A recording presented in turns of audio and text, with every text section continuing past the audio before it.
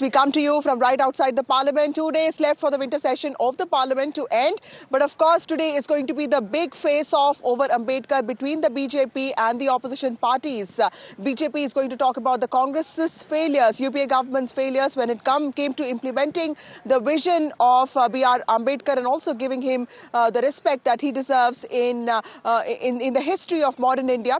Whereas the opposition, on the other hand, has been blaming the Home Minister Amit Shah for insulting Ambedkar. Remember, in his 90-minute long speech, the Home Minister did talk about how the BJP government, the NDA government, has been implementing the vision of BR Ambedkar, and the Constitution is the only guiding force behind Narendra Modi's governance. But in that 90-minute long speech, there was also one sentence that the opposition has picked up, and they've been tweeting that, they've been posting on X with regard to that, and saying that they've been accusing the Home Minister of insulting the first law minister of the country, BR Ambedkar. Now we'll have to wait and see how this plays out in the Parliament. What we know so far is that both sides will be having protests today. The disaster management bill, as far as business is concerned, is also going to be brought in. Apart from that, the ONOP members of the JPC have been announced as far as Lok Sabha is concerned. We have 21 members from the Lok Sabha, from PP Chaudhary of the BJP to Anurag Thakur to Bansuri Swaraj to Dharmendra Yadav from the Samajwadi Party to Selva Ganapati from the DMK to several others will be part of this. But the most important thing, Congress will also have Priyanka Gandhi, Manish Tiwari and Sukhdev Bhagat as part of this JPC. The Rajya Sabha members list will also come out today. It's last 2 days, it's all packed with a lot of action, but Constitution is going to be the big debate point today. Let me go across to my colleague Aishwarya, who has been tracking the Parliament very diligently for us. Aishwarya, it was quite an unexpected twist of events, because, I did feel that the NDA had come completely prepared when it came to historical notes. The Prime Minister's speech, the Home Minister's speech had a lot of historical points. But of course, this one particular sentence of the Home Minister is being used by the opposition to attack him, to call him as somebody who insulted Baba Sahib Ambedkar. Now, Prime Minister has responded to it. The Home Minister himself actually addressed a press conference on this, saying that his work and his actions should speak, and that the opposition is misleading the country. How is the opposition sensing an opportunity here when there's been so much of clarifications and also, counterattacks by the BJP on the Congress party? Well, good morning, Vasudha. It would be at 9:30 when Congress leader and leader of opposition in the Lok Sabha, Rahul Gandhi, will be addressing the Congress MPs inside the Parliament. A meeting has been called to further strategize as to how the Congress party needs to go forward to try to corner Home Minister Amit Shah and to corner the government as well. There would be protests that would be also taking place inside the Parliament by Congress MPs on day 2. Remember, yesterday it was Home Minister Amit Shah himself who conducted a press conference, and he urged media in large as well to showcase the real facts, the real statement that he gave, and what he stated was that Congress has manipulated his statements. It's cheap tactics that the Bharatiya Janata Party had called as far as editing that particular clip and just propagating as to what he had not said. The Bharatiya Janata Party also stated that these are fake narratives that are again being spread by the Congress, and a legal option is also something that the Bharatiya Janata Party is trying to point out as far as his statements inside the Parliament and outside the Parliament as well. So certainly it would be another showdown that is expected today as far as Amit Shah's remarks on Ambedkar. But remember, yesterday it was the whole line of defense from Prime Minister Narendra Modi, also defending Home Minister Amit Shah and writing on his social media platform that how Home Minister Amit Shah exposed the Congress party for not respecting BR Ambedkar for last so many decades when Congress era was in the power, and only when Bharatiya Janata Party gave outside support to the central government in 1990, it was the very first time when he got the Bharat Ratna, and followed by that when Narendra Modi government came in, it was the very first time when there are Tirth Kshetra which have been developed for BR Ambedkar. There are museums, there are statues that have been installed, and also the policies that the Narendra Modi government had brought for the benefits of millions of SC, ST and Dalits in this country. So today it would be both Bharatiya Janata Party protesting against the Congress Party and also the Congress Party protesting against the Bharatiya Janata Party and Home Minister Amit Shah. Of course, they have demanded resignation, but that has been completely denied on the part of Home Minister Amit Shah yesterday during a press conference. But a very important day today, today as well. Yesterday, we saw adjournments happening because of the ruckus that was created by the opposition MPs against Home Minister Amit Shah. And today, whether the House will able to function because of the entire protest, just one day left for this winter session to be end, and there are several of the legislative bills that needs to be passed. The government is in a view that they will continue to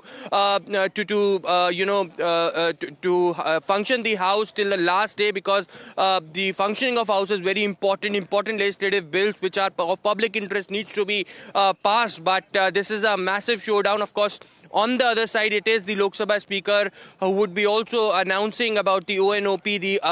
The Law Minister of the country will be moving the motion on the One Nation, One Poll Joint Parliamentary Committee. The names have already come out from the Lok Sabha, and the names will be released from the Rajya Sabha as well. Back to you.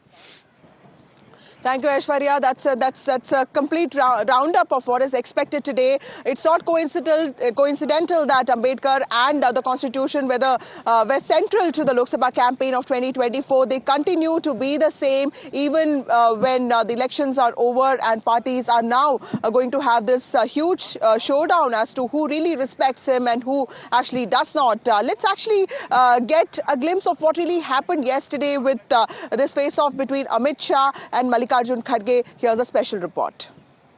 अभी एक fashion हो गया है, आम्बेडकर आम्बेडकर आम्बेडकर आम्बेडकर आम्बेडकर आम्बेडकर। इतना नाम अगर भगवान का लेते तो 7 जन्मों तक स्वर्ग मिल जाता। आम्बेडकर का नाम अभी 100 बार ज्यादा लो, परंतु 7 अर्थ में आम्बेडकर जी के प्रति आपका भाव क्या है? एक तो हम पूछ रहे हैं उनको मोदी जी बर्खास्त करना, एक पूछ रहे हैं हम देश के लोगों से माफी मांगना। Let's also listen in to what Congress MP Manickam Tagore said today, and also what did RPI Chief Ramdas Athavale, how did he react to that? Let's listen into those bites as well. It's completely untrue. We all know that this is in the Rajya Sabha website, and it is in all the YouTube. If you go to the Sunset YouTube, the speech of Mr. Amit Shah is there. He is been caught red-handed for insulting Baba Sahib Ambedkar. He must resign. He must apologize. He can't do this kind of runaway politics. He should not be left free because he has insulted Baba Sahib Ambedkar, and he can't. Mr. Modi should not let him go like this. मुझे लगता है कि Congress party को टिप्पणी करने के बिल्कुल अधिकार नहीं है। माननीय अमित शाह जी संविधान पर जब राज्यसभा में रिप्लाई दे रहे थे, तब उनका कहने का मतलब ये था कि कांग्रेस पार्टी ने बाबा साहब अम्बेडकर को 2 बार हराया था। कांग्रेस पार्टी के कारण ही बाबा साहब अम्बेडकर जी को लॉ मिनिस्टर पद का इस्तीफा देना पड़ा था। कांग्रेस पार्टी ने कभी बाबा साहब को भारत रत्न नहीं दे दिया था। कांग्रेस पार्टी ने बाबा साहब की प्रतिमा सेंट्रल हॉल में नहीं लगाई थी। तो ये लोग ही मतलब बाबा साहब अम्बेडकर जी का अपमान करने वाले लोग हैं। मुझे लगता है कि कांग्रेस पार्टी को टिप्पणी करने के बिल्कुल अधिकार नहीं है। माननीय अमित शाह जी संविधान पर जब राज्यसभा में रिप्लाई दे रहे थे, तब उनका कहने का मतलब ये था कि Congress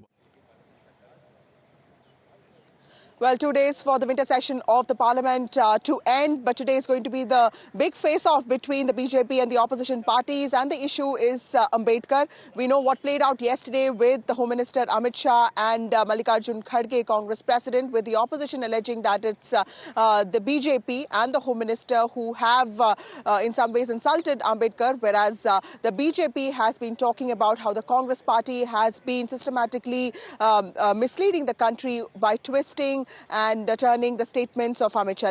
Let's bring in my guest now, Aarti Jairath, who's a senior journalist and author. We also have Sandeep Shastri, who's also a political analyst. Thank you both of you for joining me on this broadcast. Good morning to you. Let me start with you, Professor Shastri. When this debate started on the Constitution, there was a speculation that by the end of the winter session, we would get to know as to which party actually, in some ways academically really supports Ambedkar. But clearly this has taken a very different turn now. The opposition has picked parts of the Home Minister's speech and, forgetting the rest of everything that he said, is basically accusing the BJP of being Manuvadi, the same old allegations, not really in some ways looking at the kind of electoral performance that they've had after the Lok Sabha elections of 2024. How potent do you think this issue is, and how did you see the BJP's reaction to this? Because once the Home Minister spoke, he also spoke yesterday. He in fact was also accompanied by several ministers. The Prime Minister also in some ways posted against the Congress on this particular issue. Is the BJP also completely preparing itself to counter any narrative building by the Congress party on this particular issue? Vasudha, 2 points. One, let's remember this is a larger, wider battle for the ownership of the legacy of Dr. Ambedkar. This is basically what you are looking at happening here. And let's again not take it in isolation.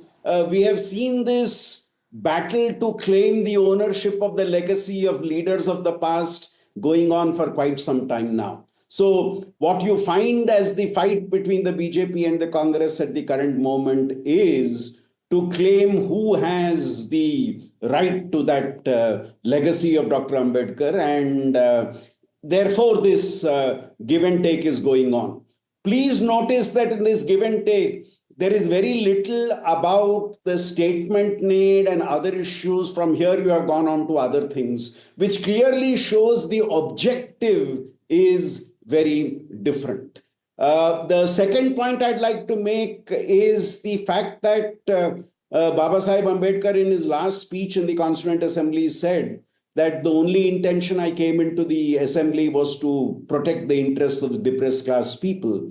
And for the depressed classes, in important ways, Baba Sahib is like a god-like figure.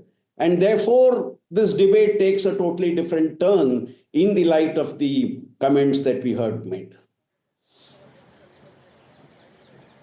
Right. Aarti Jairath, ma'am, what do you think when it comes to the BJP strategy of handling something like this? Does it in fact influence the BJP's position in some ways that it is Mallikarjun Kharge, who himself comes from the Dalit community, who is leading these sort of allegations, whereas in the BJP you don't really have that kind of a strong Dalit face to sort of like really counter these allegations? Vasudha, this is such a complicated and complex issue because, if we're going to go into the entire history, yes, the Congress did many things which, to pull Ambedkar down, although they did appoint him as law minister and, got him to, but they defeated him in elections, as I think the RPI leader pointed out.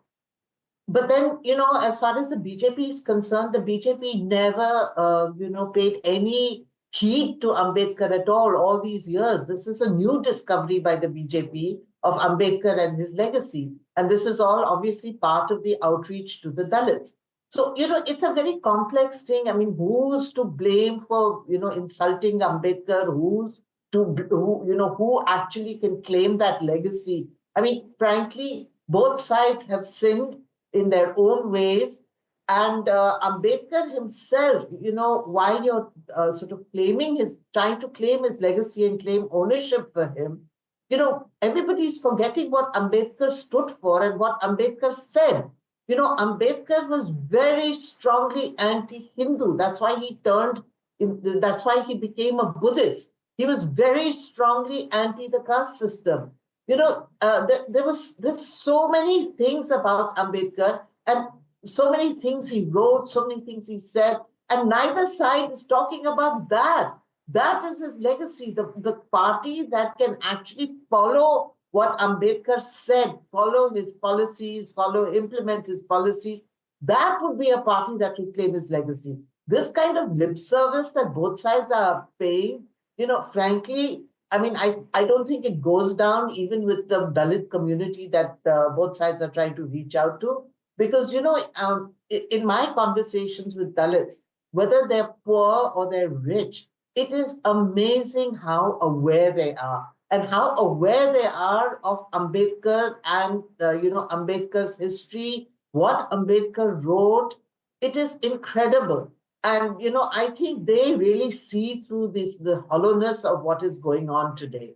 So I'm afraid, it's very difficult for me to take this battle seriously because I don't think it goes down well with the very community that both sides are trying to reach out to.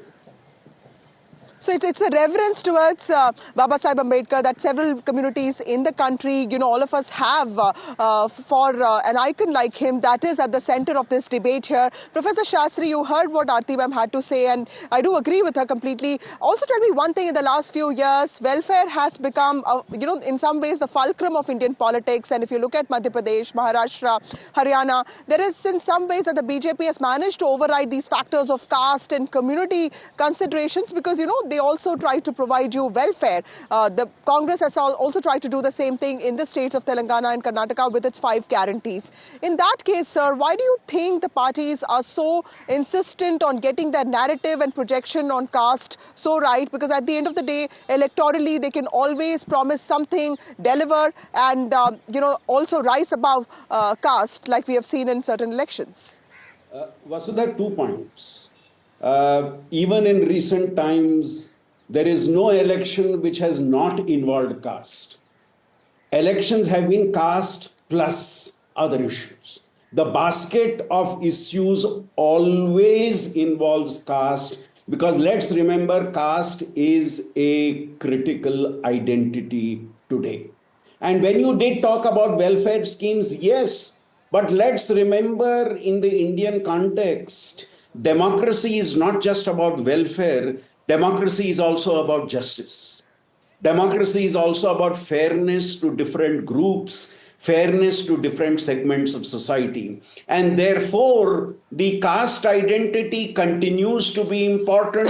And every political party, when nominating candidates, when deciding policies, when issuing statements, very much keeps this factor in mind. So while welfare is important, welfare in important ways has a natural corollary attached to it, which is the corollary of justice. And the two go hand in hand. And I think this explains for me why the factor of caste is so critical and all political parties are trying to make their best attempt to try and gain the advantage of this particular factor in their politics.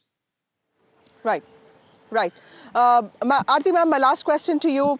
We have seen that in the last few years, be it any state, there are several sections of the society that have been voting for the BJP. Courtesy several things. It could be the image of the Prime Minister, it could be welfare schemes. But still the BJP, when it comes to issues of reservation, caste, social justice, has to come to its defense every now and then. What is the BJP getting right in the last few years and what is it getting wrong to find itself in the dock when it comes to Ambedkar or reservation issues? Because I understand that caste is so much about projection, language, optics. What is that one thing that you think that the BJP needs to improve when it comes to these aspects? Because the Congress, while is looking at itself and projecting itself as the custodian of Dalit rights, has been losing SE dominated seats for a long time. It's also been losing state assemblies where Dalits are prominent.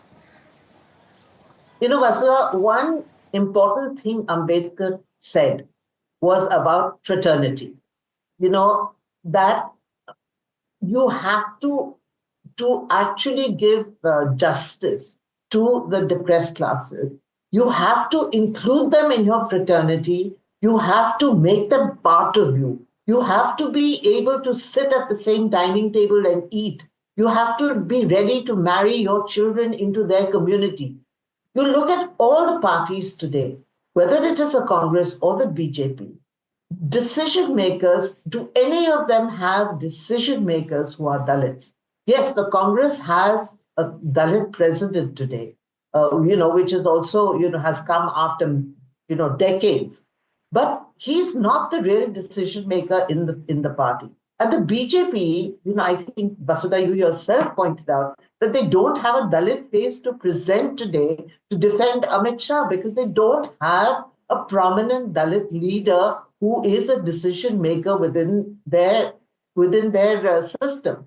So, yes, they're giving out really to Dalits, they're giving welfare measures, they're talking a lot, they're, coming out in defense of Ambedkar and talking about, sort of justice and so on. But where is the fraternity? Where is the leadership? Where is the willingness to hand over important decision-making powers to Dalits and build Dalit leaders? I don't see this happening today. And I think that is really the biggest insult to Ambedkar, that you're not doing that. Neither of the two major national parties or even the regional parties are doing that. That's very rightly said, Aarti ma'am. And if I may add, it's the Ambedkarite parties, Dalit parties that are also missing in this whole narrative, because we're just talking about Congress versus the BJP, and that's something to think about. Thank you, Aarti Jairad. Thank you, Sandeep Shastri, for joining us this morning.